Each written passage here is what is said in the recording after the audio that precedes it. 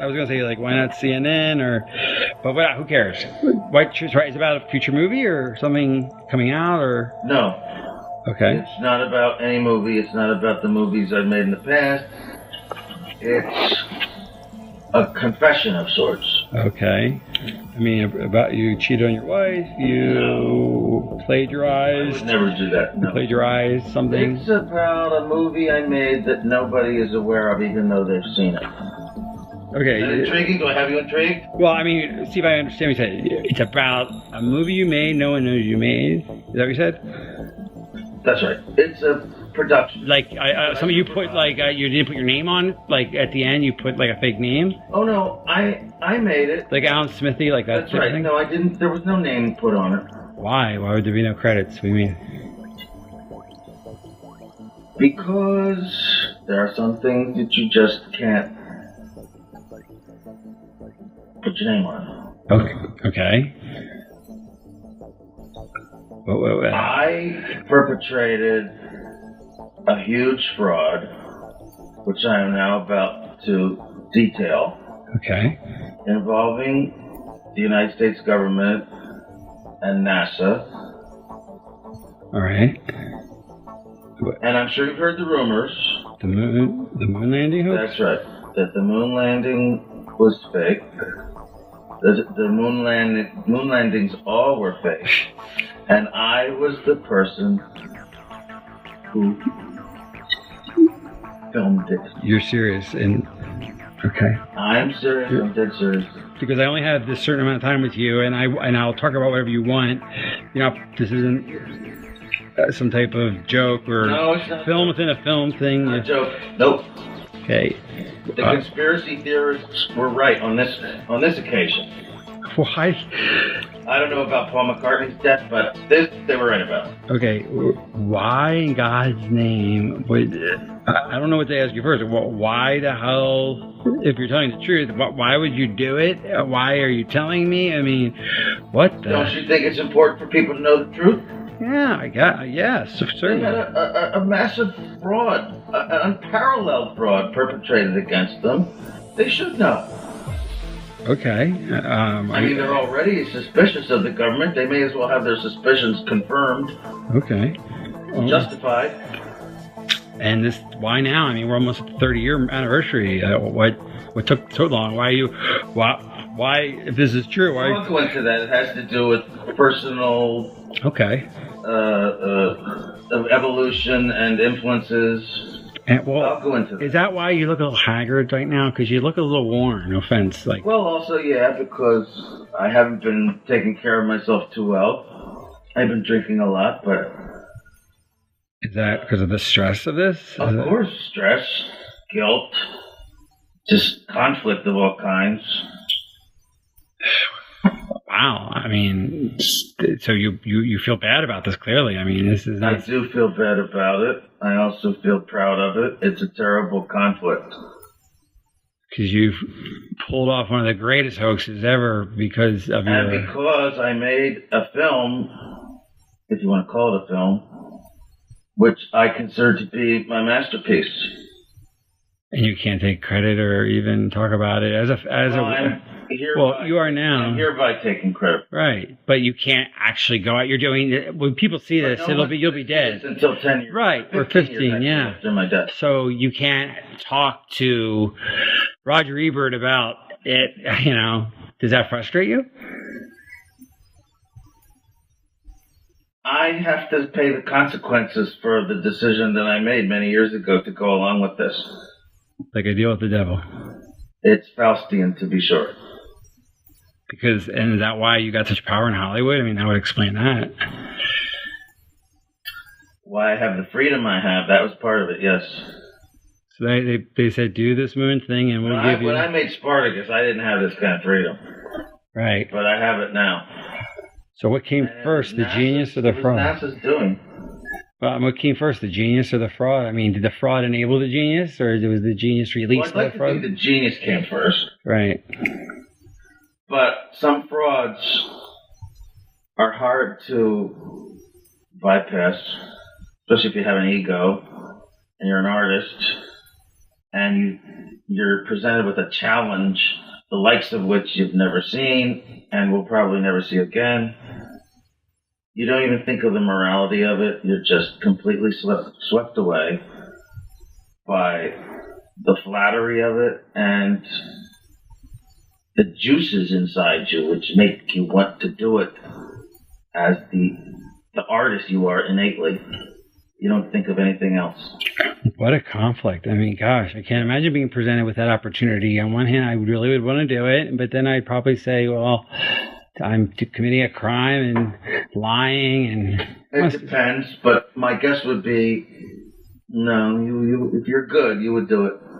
I discussed this with Levinson, Barry Levinson. Right. I discussed it with... Oh, he made Wag the Dog, right? Yeah. Yes. Spielberg, of all people, believe it or not, yes. So wait, Wag the Dog... Coppola, Scorsese, even Woody Allen I discussed. There isn't one of them who wouldn't do this. Right.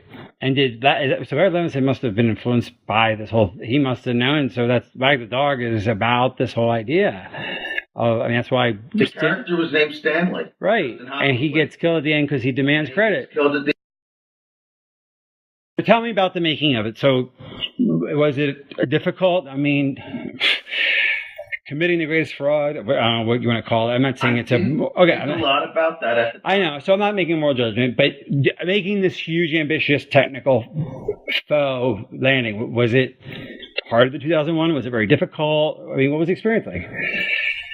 Artistically, practically, emotionally, what was it like? Nothing was harder than 2001. So 2001 was harder than faking the moon landing? It actually was. Because you learned things on 2001 and... Yes. I mean, 2001 was very ambitious. And that's not to say that faking the moon landing was not ambitious. But, yeah, I learned things making 2001, which is why I got this gig in the first place, right? Right, that makes sense. So what was the... But it was easy for me because, well, first of all, I didn't think a whole lot about the morality of it, as I said. If I had, I might have been more hesitant, more stifled in my work, but I didn't. And I could see that Neil was, actually. He was bothered by it. More than Buzz Aldrin or anyone else involved? Yes. Yeah. Okay. Yes. About in a way, everything was going to center around him. He was the one who was supposed to come down off the ladder and announce the step for mankind and what have you. He sensed that this was going to be a life-changing experience for him, and I mean on a major scale. Actually, he was rather tortured by it the rest of his life.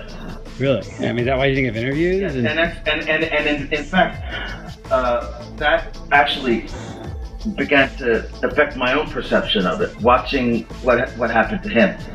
Okay, in what way? Just seeing the deterioration of him? And I mean, was he depressed or? He was depressed. He was drinking heavily, bitter, scared. Just phobic, avoiding people. That guy Bart Sibrel or something tried to get him to swear in a Bible. I mean, when I say he affected me, that's why there was so much time in between films for me. Between Full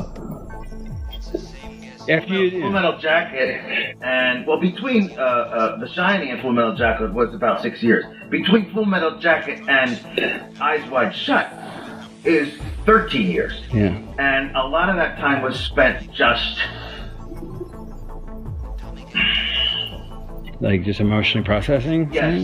It became very conflicting for me. I was proud of my work, but at the same time, and this was a lot because of Neil's influence.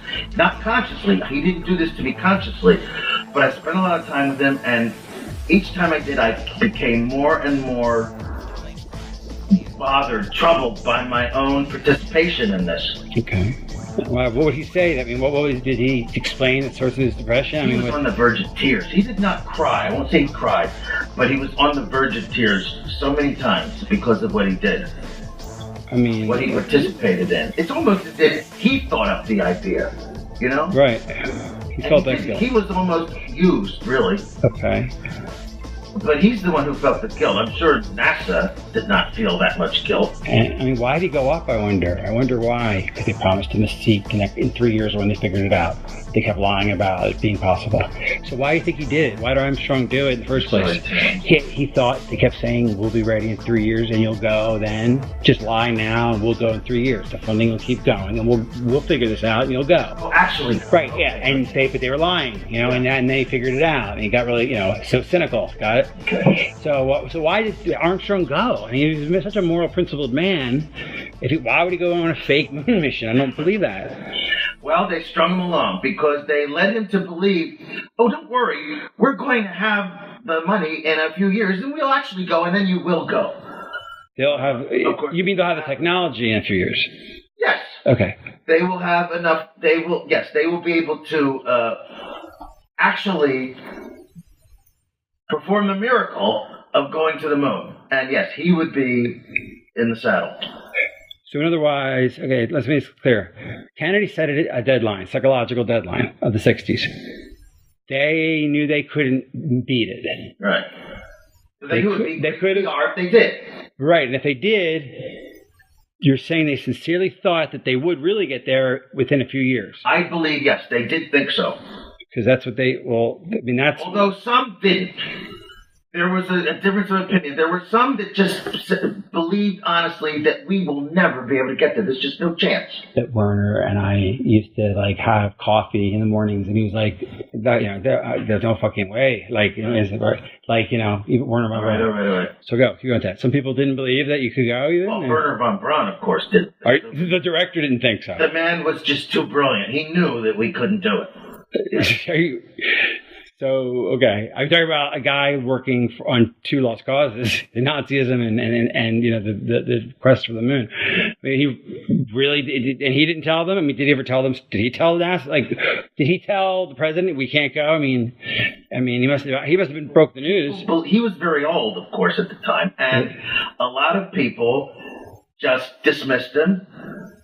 Younger, more ambitious people, some of them really thought we could get there. Right. Or wanted to believe it. Maybe on a conscious level they knew we couldn't, but they just wanted to believe the impossible because they were so full of themselves. And so full of the dream. Yes. The dream was very powerful. And that's what beguiled Armstrong. Here, the noble stand-up guy, and he didn't want to be part of the lie, but he knew he'd get a seat if he played ball on when they actually did go up. He was too good for this. But that day never came, obviously. That day never came. And what did that do to him? I mean... It gradually destroyed him, I think. Okay. He deteriorated. Like I said, he drank a lot. He was full of self-recrimination, and so was I. Well, mainly from his influence. It's like I caught it from him. And now tell a story about, I talked to him one last time before his death, and he made me promise to get this news out. It was too great. It was, this one last story. I died before he did. Okay. One last conversation right? The last conversation you had was about 3 months ago. And he said that, that he recorded, he's going to write a letter and put it in a drawer, and maybe his wife someday will give it out. But he's like, all right, Stanley, you're a media guy. You got to tell the truth one day, right before. But he urged me to tell the truth. He couldn't because of reasons because he was a government employee his whole life and he had a government pension, and here I am a millionaire. You can afford to, Stanley. Tell the truth. I still get a government pension. You know what I'm saying? And that's been eating on you to do this, and that's why you're not doing it now. You're doing it 15 years from now, or whenever. In other words, you're telling this. That's why you're not announcing on CNN. It's because you're going to honor his wish, but you're not ready for it now to come out.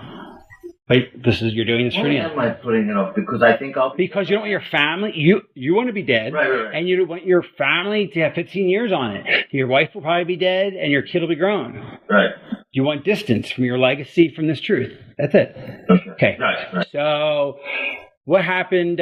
So what really motivated contacting me as a filmmaker was I talked to Neil. Okay. And I really felt guilty, and that's why I arranged for you to interview me, because I wanted to blah, blah, blah, blah. Let's talk about the motive. So wait, so Neil really got to you. I mean, it sounds like he's the impetus of this entire confession in a way. I mean, it's like a theme. Like, so he really made you become circumspect about this. He even virtually begged me to reveal all this. He couldn't do it himself. He has a pension to worry about. I had basically nothing to lose. I'm, an established filmmaker, not involved with the government in any way except for this one job. And I made my millions. I'm really basically set for life. I'm almost 70. But you still must fear one thing they can do to you, which is, I mean, I don't know. Do you ever? I mean, you obviously. Do you ever worry about them killing you because of the secret? I mean, you have become a bit of a recluse. I don't know.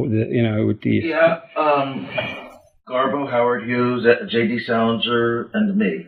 Right. And to some degree, Neil. But did any of them think that the government was out to get them? And I'm not saying you think that, but do you? I mean, the government obviously said they'll kill you. I mean, obviously, the government said we'll kill you if you say anything. I mean, that's a standard top secret sort of penalty. It's understood, even if it's not said. Right. But they did say it to you, I presume. Yeah. They did. I mean, the government, they said basically, so it was. They tried to be cute about it, but yeah, it was said in no uncertain terms. So why are you, so can't this get you killed?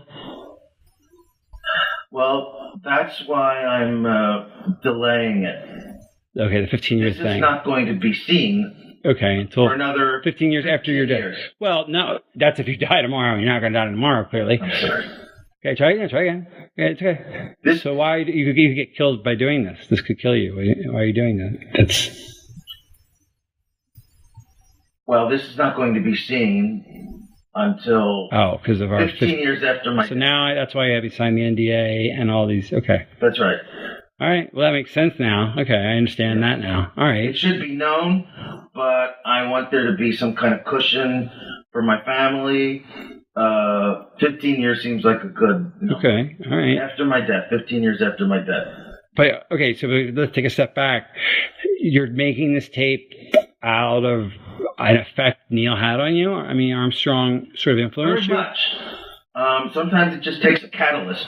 I mean, somewhere inside you know what's right. Right. I mean, I went for years just thinking I was doing the right thing, just through my art. And then something comes along that you don't even recognize as a temptation because you're so swept away by your own ego. It took someone like Neil Armstrong and distance and time to hammer into me what this really meant about society, about myself, about the human condition even, which is what I'm about.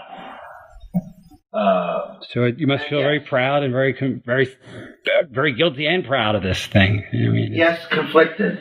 I mean, I still think maybe it's a terrible thing to say, maybe not, but I look at that or even think of it, I just remember it. And I think this was my fucking masterpiece. Yeah. I still think so. Right. I mean, it's the greatest. Despite its flaws, it's my goddamn masterpiece. It's better than 2001. It's better than Paths of Glory or Clockwork Orange or Barry Lyndon or Dr. Strangelove. All of which I love, but and you're including now that's the moon landing itself, and what a triumphal story that is. Were you involved in any of the other missions at all, or is that just the one? I mean, did they just take your thing, or was it a one-off, or did you do them all? I mean, you just did 11 and 13. They brought you back after 12 failed. Okay, right. just to do 13. That's it. And Neil helped you with that. So was it just a one-off? I mean, you just did them. Did you do them all? No, I did 11 and 13 as well. You did 13. Okay. Not 12. Why is 13 a failure then? Why did you? Well, they brought me back. And why? But why did you make it? 12 failed. 12 failed how? What do you mean? How did 12 fail? Tell me 12 failed. How did it? I'm asking you a character. How did 12 fail? Tim, can we stop? Nobody watched it. No one cared. Okay, yeah. Okay. I'm sorry. Okay, so you did 11 and 13, but why 13? Why'd you make 13 and do like a failure? Why did you? Because 12 was a disaster. I mean, what do you mean? Why? Cared anymore. 72. By then, it was old hat almost. People just didn't care, and that's why they had to play golf up there. Okay, so. I mean, as if golf was watchable. Okay. I mean, if they'd had a horse race, that would have been watchable. That's true. But a golf match, a golf game on the moon. Right. Okay, so they weren't getting the ratings. That wasn't my idea. I will not take credit for that. Okay, so it was really a ratings issue. That they 12 didn't pull the ratings that 11 did. And so why did you come up with 13 storyline? Like, how'd that happen?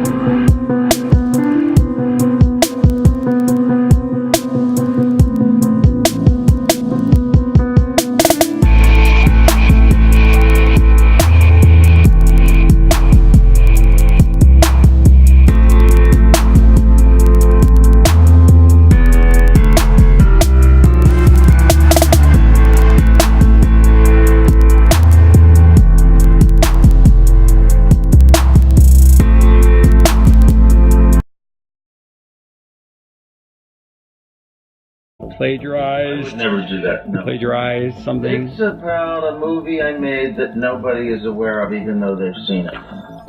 Okay. Is that intriguing? Do I have you intrigued? Well, I mean, see if I understand what you said. It's about a movie you made, no one knows you made. Is that what you said? That's right. It's a production. Like, some of you put, like, you didn't put your name on it? Like, at the end, you put, like, a fake name? Oh, no. I made it. Like Alan Smithy, like that? That's right. Thing? No, I didn't. There was no name put on it. Why? Why would there be no credits? What do you mean? Because there are some things that you just... And I was the person who filmed it. You're serious? And okay. I'm serious. I'm dead serious. Because I only have this certain amount of time with you, and I'll talk about whatever you want. You know, this isn't some type of joke or no, it's not film within a film thing. Not a joke. Nope. Okay. The conspiracy theorists were right on this occasion. Why? I don't know about Paul McCartney's death, but this they were right about. Okay. Why in God's name would... I don't know what to ask you first. Can't put your name on it. Okay. I perpetrated a huge fraud, which I am now about to detail. Okay. involving the United States government and NASA. All right. And I'm sure you've heard the rumors. The moon landing hoax? That's right. That the moon landing was fake. The moon landings all were fake.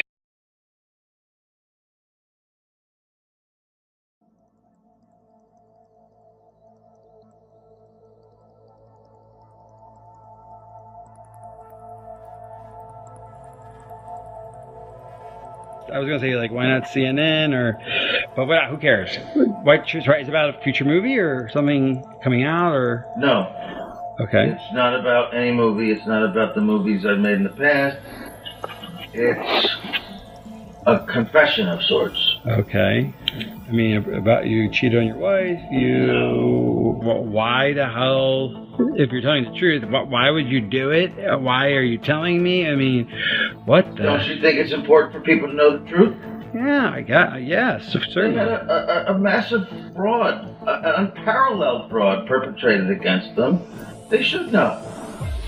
Okay. I mean, they're already suspicious of the government. They may as well have their suspicions confirmed, Okay. justified. And this, why now? I mean, we're almost at the 30-year anniversary. What took so long? Why if this